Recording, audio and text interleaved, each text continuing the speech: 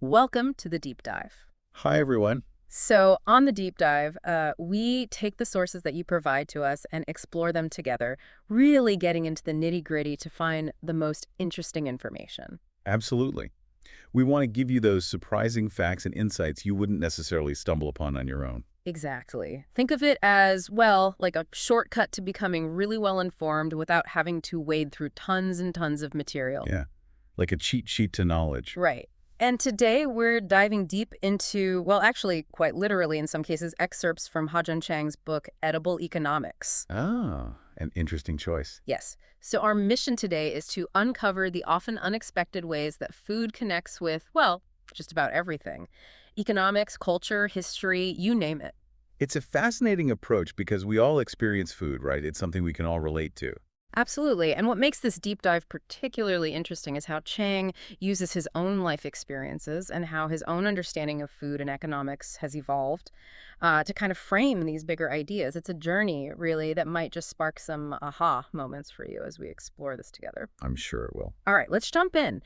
So your sources really cover the gamut. Everything from personal anecdotes about Korean food to, well, a pretty epic long flight the author had to endure. 19 hours in the air, 5 in airports. Oh, yeah, we'll get to that. But there are also discussions on some pretty fundamental economic ideas, the role of what's called industrial policy. Basically, how governments decide to support certain industries. Right, and the surprising global journeys of some pretty everyday Foods foods. you probably have in your pantry right now. Okay, so let's start with something, well, fundamental. Food, and in this case, a very particular ingredient, garlic. The foundation of flavor. Well, sort of. The author makes this really strong statement that Korea was, and I quote, literally founded on garlic. A bold claim. And when you look at the examples he gives, it's hard to disagree. Take Korean fried chicken, right? That's everywhere these days. Huge global phenomenon. He describes it as a veritable festival of garlic. Garlic in the batter, often smothered in even more garlic sauce. Talk about layering those flavors. Seriously. Then there's bulgogi, that delicious marinated and grilled beef dish. Well, apparently for some people, the marinade itself isn't garlicky enough. No kidding? Yeah, they'll eat it with raw cloves or like grilled slices of garlic on the side. What does that say, do you think, about the importance of a single ingredient in a culture? Well, I think it really speaks to how deeply ingrained certain foods and flavors can become in a culture's identity. It's not just about taste, right? If something as simple as garlic is so central to so many dishes, you have to imagine it's woven into the fabric of that culture. Like a symbol of something. Could be. It might be linked to traditional medicine, agricultural practices, maybe even national identity that's evolved over time. Interesting. And it doesn't stop there. He gives all these really vivid examples of how Koreans use garlic. Like, there's this thing called mano changachi. It's literally whole heads of garlic pickled in soy sauce, vinegar, and sugar. Whoa. I know, right? And then, get this, even the leaves and shoots of the garlic plant get pickled. They really do love their garlic. They do. And then there's fried garlic shoots with dried shrimp or blanched garlic shoots in, like a sweet chili dressing. My mouth is watering already. Oh, but of course, we can't talk about Korean food without mentioning kimchi. The national dish. Exactly. And while most people probably think of those spicy, chili-laden versions first, Chang points out that, while there are non-chili kimchis, there is absolutely no kimchi without garlic. One constant. It's a staple through and through. And this really sets the scene for his personal story, right? Where he talks about leaving this, as he calls it, garlic monster of a country back in 1986 to go study at Cambridge. For his graduate studies, right? Yeah. And, having grown up completely immersed in this intense garlic culture, he didn't fully grasp just how pervasive it was until he encountered a very different food scene in England. It's like that saying, you don't know what you've got till it's gone. Or until you see it in stark contrast to something else. Precisely. And getting to England from Korea back then was an adventure in itself. He describes this 24-hour journey from Seoul to London. I read about that. It was because of the Cold War, right? Yeah, they couldn't fly over communist China or the USSR, so it was this crazy route. Seoul to Anchorage, Alaska, refueling, then on to Paris, and finally London. Wow. 19 hours in the air, 5 in airport. I can't even imagine. So you can imagine arriving in this new country after this epic journey, expecting a whole new world, and then The food. Oh, the food. He had warned, of course, that British cuisine might not be the most exciting, but he says he was still completely unprepared for just how underwhelming it could be. It's funny how expectations can set you up for disappointment. No kidding. He does mention enjoying steak and kidney pie, fish and chips, and Cornish pasties, but the rest. A lot of overcooked, definitely under-seasoned meat. And lots of gravy to compensate, I imagine. Tons of gravy, which he says was hit or miss. And vegetables, just boiled to oblivion. Salt was basically the only seasoning you got. He mentions this funny anecdote about some British friends defending their lack of seasoning.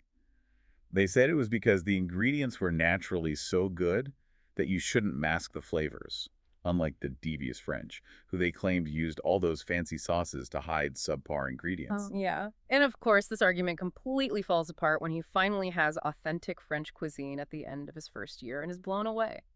It just goes to show how our cultural biases and assumptions can so strongly influence our perceptions, even when it comes to something as basic as taste. 100%.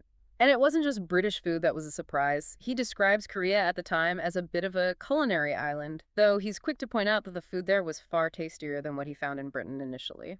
I was wondering about that. But foreign food in Korea was limited to what they called light Western, which was basically European food that had been, well, filtered through Japanese culinary traditions.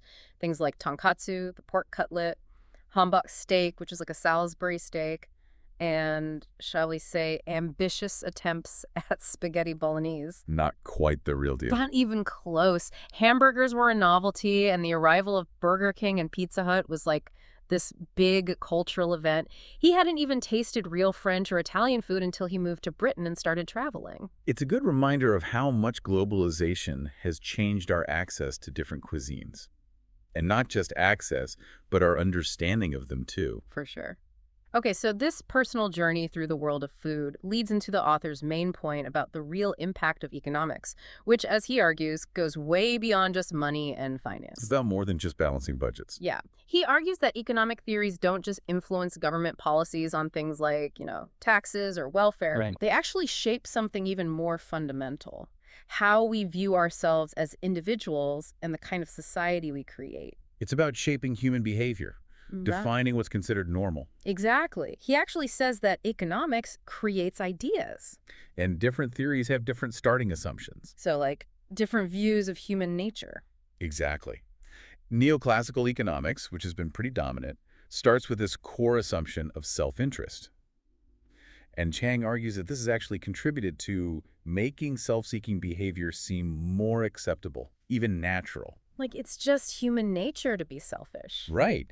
And people who act altruistically are sometimes seen as suspicious, like they must have some ulterior motive. That's an interesting point. So he's suggesting that if other economic frameworks like behavioralist economics, which acknowledges that our decisions aren't always rational. Or institutionalist economics, which looks at the influence of social structures and norms. Right. If these were more mainstream, our whole understanding of human motivation might be different. We might see self-interest as just one factor influencing behavior, not the only factor. Right. And it's not just about individual behavior. He argues that economics shapes society in a few key ways.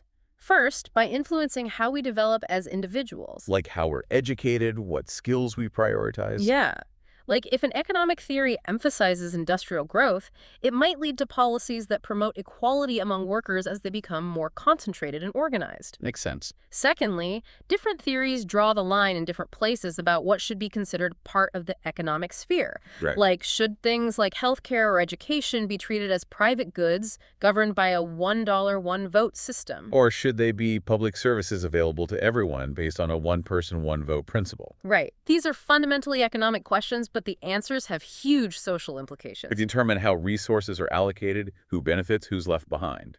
And thirdly, economic theories have different effects on things like the gap between the rich and the poor. Inequality. Yeah, and the economic rights afforded to different groups, like workers versus employers, or consumers versus producers. All those power dynamics. Exactly. And those differences can lead to more social harmony or more conflict. Makes sense. Greater inequality, or fewer rights for certain groups, can create tensions, breed resentment, and ultimately destabilize a society. Okay, and this brings us to a really fascinating section about cultural stereotypes. Specifically, he challenges this common explanation for East Asia's rapid economic growth, often called the economic miracle. Oh, yeah, I've heard that. Yeah. Usually attributed to Confucian culture, right? Exactly. Hard work, thrift, emphasis on education. And while those are certainly positive traits, he points out that just about every culture values those things to some extent. So is it really the defining factor? Not necessarily. And what's really striking is that he contrasts this with historical accounts from Western observers who actually described East Asians as, get this, lazy. I know, right? He quotes this Australian engineer who was working in Japan in 1915, and also Beatrice Webb, the British socialist, who had some pretty unflattering things to say about both the Japanese and Koreans back in 1912. Wow. Talk about a different perspective. It really makes you question how much cultural biases and the time period in which these observations are made influence how we perceive entire groups of people. And how these perceptions then shape policies and actions. Totally. He argues that you could take just about any culture, like Islam or Confucianism, and portray it in a completely positive or completely negative light, depending on which aspects you choose to focus on. Cherry-picking the evidence to fit a narrative. Right. What a society actually does with its cultural heritage, he argues, is ultimately a matter of choice and, crucially, government policy. Like, he gives the example of the South Korean government deliberately limiting the number of students allowed to study humanities to funnel more people into science and engineering. Even though traditional Confucian values might have looked down on practical pursuits. Exactly. A clear example of policy actively shaping societal outcomes. And he also debunks this whole idea of thrift being some kind of inherent Confucian trait. Remember, in the early 1960s, when South Korea was incredibly poor, its savings rate was actually below 3% of its GDP. GDP, for those who don't know, is gross domestic product. Right. It's basically the total value of all the goods and services produced in a country in a given period. So in the early 60s, South Korea's GDP was very low, and people were simply too poor to save, regardless of their cultural background. It was only as the economy started to grow that their savings rate went up significantly. Which suggests that economic conditions often trump cultural stereotypes. Agreed. Now, get ready for a fascinating section on the unexpected journeys of some pretty common global foods. It really highlights how interconnected our world has become, especially through food. Let's start with okra. The author's first experience with okra in Britain was in a dish called mindi bhaji, the sautéed ladyfinger. I've had that. It's tasty. He wasn't a huge fan. He thought it was a bit slimy, to be honest. Yeah, I can see that. But what's interesting is that his appreciation for okra grew over time through other culinary experiences. He had this delicious okra tempura in Japan, where the light frying probably changes the texture. Oh yeah, tempura makes everything better. He also had a Brazilian chicken dish with okra, which he really enjoyed. It just goes to show how the preparation and the cultural context of a dish can completely transform our perception of an ingredient. Absolutely. A good reminder to be open to trying things prepared in different ways. Exactly. Then there's the coconut. His initial view was mostly shaped by, well, sweets, things like macaroons. But then he had his first piña colada in Mexico, and bam, the coconut took on a whole new dimension. A delicious and tropical dimension. Right. And his respect for the coconut grew even further when he started encountering savory dishes that used coconut milk, like Thai curries, the Malaysian laksa and nasi lemak, So flavorful. and the Brazilian moqueca baiana with fish and coconut milk. Oh. He really emphasizes how versatile the coconut is, going way beyond just food. It's a source of drinking water, cooking oil, used in soap, cosmetics, even as a lubricant. Wow. And you can use it to make glycerin, which is a key ingredient in dynamite. You don't hear that every day. And then there's coir, the fiber from the coconut husk, which is used for ropes and mats, and it can even be used as biofuel. It's really quite incredible. Amazing how much you can get out of one fruit. Right. And, he also tackles the unfortunate stereotype about people from tropical regions having a want of work ethic because of the abundance of coconuts. To just lie under a palm tree and wait for the coconuts to fall idea. Exactly. Which he points out is actually pretty dangerous if you think about it. And on a more serious note, he reminds us that people in poorer countries often work much harder and for longer hours than those in wealthier nations. Yeah, but their economic output might be lower due to factors like limited access to technology and resources, not a lack of effort. Right. Productivity versus, just pure hard work. Okay, moving on to a smaller but still mighty ingredient, the anchovy. Tiny but mighty. He talks about his experiences in Korea eating dried anchovies as snacks, side dishes, and, as the base for those really flavorful soup stocks. Umami bombs. Exactly. He even mentions eating them raw. And then he draws this surprising connection to how we consume them in the West. Oh, interesting. Americans enjoy them in Bloody Marys, thanks to Worcestershire sauce, and the British often put them on cheese toasties. It's funny how a seemingly niche ingredient can pop up in unexpected places. And the anchovies story gets even more historically interesting. They played a huge, albeit indirect, role in Peru's economic boom in the mid-19th century. Indirectly. Yeah, it wasn't the anchovies themselves that were exported, but their dropping. Droppings. Yeah, seabird dropping, Yeah. specifically guano. Oh, right, guano. The Yeah. fertilizer. Exactly. The anchovies were the main food source for these seabirds, and their guano was incredibly rich in nitrates and phosphates, making it an incredibly valuable fertilizer, especially in Europe. And the key ingredient in gunpowder, I believe. Right. So Peru was exporting huge amounts of this guano, fueling a major economic boom. But it wasn't sustainable, was it? No, sadly, it was relatively short-lived due to overexploitation of the anchovy population. And it was followed by a boom in saltpeter, another key ingredient for explosives and fertilizer, which actually led to the War of the Pacific between Peru and Chile. So a cautionary tale about the dangers of relying too heavily on a single resource, especially when it's easily depleted. Absolutely. And it also reminds us how technological advancements like the development of artificial dyes, which replace natural indigo and synthetic rubber, can completely disrupt established industries. What was once valuable can become obsolete overnight. Right. Now, buckle up for a discussion on the yuck factor. It's about how our cultural perceptions and biases, those deeply ingrained ideas about what's acceptable to eat and what isn't, shape our food preferences on a global scale. Interesting. The author contrasts the widespread popularity of prawns and shrimp, which most people seem to enjoy. Yeah, they're on menus everywhere. Exactly, with the general aversion in many parts of the world to eating insects. And this is despite the clear environmental advantages of entomophagy. Entomophagy being, of course, the practice of eating insects. Right, so raising insects for food, it produces far fewer greenhouse gas emissions, it requires significantly less feed, less water, less land, compared to raising livestock. It's much more sustainable from an environmental perspective. Right. And yet, in many parts of Europe and North America, there's this huge yuck factor that prevents people from even considering insects as food. It's seen as gross or primitive. Yeah.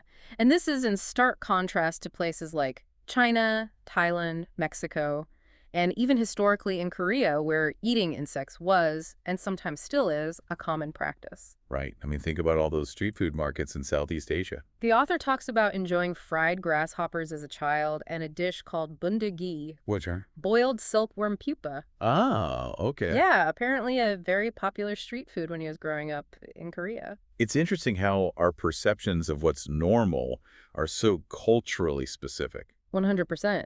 And this seemingly random mention of silkworms actually connects to Japan's economic history after World War II. Okay, I'm intrigued. So silk at one point was Japan's biggest export. Really? Yeah, but the Japanese government made a conscious decision to protect what they called infant industries, things like steel and automobiles. They used tools like tariffs, which are taxes on imported goods. To make domestic products more competitive. Exactly, and also what's called directed credit, where the government essentially guides lending towards strategic industries. And they did this despite criticism from other countries. It was gamble. It was, but it paid off in the long run. It's a classic example of what's called industrial policy. And it's worth remembering that a lot of the now highly developed countries, Britain, the US, Germany, South Korea, they all use similar infant industry protection strategies to foster their growth. So it's not just a strategy used by developing countries. Nope. Okay, now for a couple of, well, let's call them lighthearted, but still insightful detours. Sounds fun. First up, the political carrot. I think I know this one. Yeah, there's this widely told story that the orange carrot was specifically bred in the Netherlands as a political symbol for William of Orange. The House of Orange. Yeah, I've heard that. It's a great story, but the author notes that there is not actually much historical evidence to support it. Ah, so it might just be a nice bit of folklore. Probably. But it's a good reminder of how compelling narratives, even if they're not entirely true, can shape our understanding of things, even something as simple as a carrot. Absolutely. Narratives are powerful. Then we get into the complex world of patents. He uses the example of golden rice. Golden rice, I've heard of that. Yeah, it's a genetically modified rice that's designed to address vitamin A deficiency, which is a huge problem in some developing countries. But its widespread adoption has been hindered by a web of numerous patents held by different entities. Oh, wow. So it's like a bureaucratic nightmare. Kind of, and it highlights this really tricky aspect of patents. On the one hand, they're supposed to encourage innovation by giving inventors this temporary monopoly. So they can profit from their invention. Right, but as we see with golden rice, it can also create this landscape of interlocking patents, or what economist Joseph Stiglitz has called patent thickets. And that can actually stifle innovation. Exactly, because it can become so difficult to navigate all the different patents and licensing agreements that it actually prevents potentially beneficial technologies from reaching the people who need them most. It's like a roadblock to progress. The author gives this historical example of the sewing machine industry back in the mid-19th century. It was apparently plagued by patent disputes, and that actually slowed down the development and spread of sewing machines until they created something called a patent pool. A patent pool. Yeah, in 1856. It was basically an agreement where the different patent holders agreed to share their technologies. Oh, so it fostered collaboration instead of competition. Right. Okay, let's shift gears now and look at the achievements of some smaller nations. Okay. He focuses on Uruguay. Uruguay. Yeah, a relatively small country in South America, but despite its size, Uruguay boasts some pretty impressive feats. It's a two-time FIFA World Cup winner, a pioneer in women's rights. Yeah, it was early to grant women the right to vote and to legalize divorce, and it was the first country to fully legalize marijuana. Wow. But what's particularly relevant to our discussion today is the story of Justus von Liebig's invention of beef extract. Beef extract. Yeah, you know those little OXO cubes? Oh, right. So Liebig himself couldn't figure out how to produce it affordably on a large scale, but a German engineer working in Uruguay named Georg Christian Giebert saw an opportunity. Yep. He capitalized on the fact that there was all this cheap beef available in Uruguay because, at the time, they didn't have refrigeration. So it was basically a byproduct of the leather industry? Exactly. So he was able to produce this beef extract at a much lower cost, which led to the founding of the Liebig Extract of Meat Company, or LUMCO. Yeah. And they set up shop in Fray Bentos, Uruguay. Fray Bentos, I've heard that name. Yeah, they even had their own R&D lab, which was pretty unusual back then. This company was arguably the first true multinational food company. And Lemco's products, those OXO cubes and canned corned beef, had a huge impact on the diets of working-class people in Europe, and they played a crucial role in providing food during wartime, like the Boer War, World War I, even World War II. So from a small country in South America to the battlefields of Europe. It's a pretty amazing journey for, well, essentially beef extract. Okay, and now we move on to the always debated topic of free trade. This one's a bit of a head-scratcher sometimes. It's more complex than it seems on the surface. Totally. He delves into the history of the Corn Laws in Britain, Which were tariffs on imported grain. designed to protect domestic grain producers. Right, and he talks about the really heated arguments both for and against their repeal back in the mid-19th century. A major political and economic debate. So the common narrative is that the repeal of the Corn Laws in 1846, that's when it happened, marked the start of this liberal international economic order and ushered in a period of unprecedented global prosperity. But the author challenges that somewhat simplistic view. He complicates the narrative. He does. He points out that Britain's manufacturing dominance actually came before its full embrace of free trade. Remember, they used those infant industry protection policies to build up their industries in the first place. Right. They weren't always free traders. And even after repealing the Corn Laws, Britain's shift to free trade wasn't immediate. They still had tariffs on lots of other goods until the 1860s. Okay. Plus, protectionism was still pretty common in many parts of continental Europe and North America, especially the U.S., throughout the 19th and early 20th centuries. So free trade wasn't exactly the universal norm during this period. It wasn't. And he raises this really important point about what freedom actually means in the context of free trade. He argues that it often just means, well, no regulations, no tariffs on goods crossing borders. So freedom for businesses to operate without constraints. Right, but that doesn't necessarily guarantee that everyone benefits equally. Free trade can create winners and losers. And he points out that this first so-called age of free trade often involved trade with countries that weren't exactly free themselves, colonies, countries under unequal treaties. So free trade doesn't always mean fair trade. It's a really important distinction. Okay, time for a tropical detour. Bananas. Everyone's favorite yellow fruit. He traces the journey of the banana to the Americas through the slave trade and its eventual rise as a major export crop thanks to developments in shipping and refrigeration, Making it possible to transport them long distances without spoiling. which set the stage for these powerful U.S.-based banana companies to emerge, like the United Fruit Company. Which later became Chiquita. Yeah, and these companies became really influential in the Caribbean, Central, and South America, leading to this term, banana republics. Which often implies exploitation and political instability. Exactly. And there's the tragic story of the Banana Massacre in Colombia, which is depicted in Gabriel Garcia Marquez's novel 100 Years of Solitude. It's a stark reminder of the potential negative impacts of multinational corporations, or MNCs. Right, when corporate interests clash with the well-being of local communities. But Chang also provides a more balanced view. He acknowledges that MNCs can bring benefits like new industries, technology transfer, and skill development. Like with Intel in Costa Rica? Yeah, and the early development of semiconductor industries in South Korea. Okay. He does, however, discuss this idea of enclaves, where the economic activity of the MNC is kind of isolated from the local economy. So limited integration. Yeah, which can prevent wider benefits from spreading. He also points out that successful East Asian economies have often used specific policies to leverage MNCs for their own development. Things like requiring a certain amount of local content and products and strategically directing foreign investment.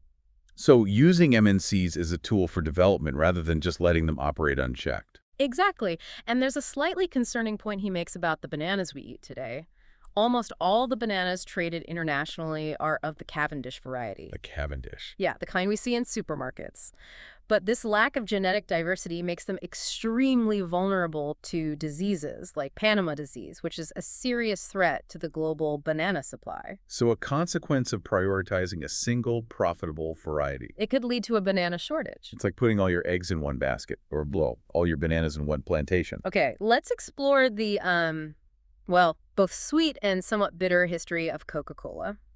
The iconic beverage. From its invention by John Pemberton as get this, a nerve tonic, to the origin of its name, which comes from coca leaves and cola nuts. I always wondered about that. It's fascinating to learn about the West African roots and cultural significance of cola nuts. Tell me more. They've been used as a stimulant, an appetite suppressant, and they play a role in lots of social rituals. Historically, they were even used on slave ships to make stale water more palatable. So they have a long and complex history. And of course, Coca-Cola's ingredients have evolved over time. They remove the cocaine, and now they use spent coca leaves. Right. But the brand itself has become this global phenomenon. The author contrasts this with the relative failures of what's called the Washington Consensus economic policies in many developing countries. The Washington Consensus. It's basically a set of neoliberal policies like free trade, privatization, deregulation that were often promoted for developing countries. Okay. He points to some interesting examples like Bolivia and other pink-tide Latin American countries that actually went against the grain, so to speak. They had more state intervention in the economy, increased social welfare spending, and, well, in some cases, they saw improved economic outcomes. So different approach. A more hands-on approach. And he mentions a growing awareness in Africa, too, that the state needs to play a more active role in economic development. Interesting. Moving away from that strictly free market model. And here's the kicker. He even points out that neoliberal policies have also been associated with slower economic growth and increased inequality in many wealthy countries since the 1980s. So it's not just a developing country issue. He concludes this section with this really thought-provoking comparison. He says, a successful product, like Coca-Cola, needs to satisfy its customers. And he implies that the Washington Consensus didn't always achieve that same level of broad satisfaction. It's an interesting analogy, like were the policies designed with the consumers, in this case, the citizens in mind? Right. Okay, let's get back to food for a moment. Rye. Rye. Yeah, the author mentions his initial curiosity about rye was actually sparked by, get this, Agatha Christie. The mystery writer. Yeah, specifically her book, A Pocket Full of Rye. Apparently, the Korean word for rye, hamil, translates to northern nomad wheat, which he thought was really intriguing. I can see that. And so he started exploring different rye breads. Yeah. He describes his early experiences with rye in Britain through Revita crisp bread, that really dense, kind of cracker-like bread. Yeah, I've seen that. And then he started branching out, trying lighter varieties with caraway seeds and even Finnish rye crisp bread that's made with pine bark flour. Wow, that's different. And he uses rye as an analogy for the welfare state.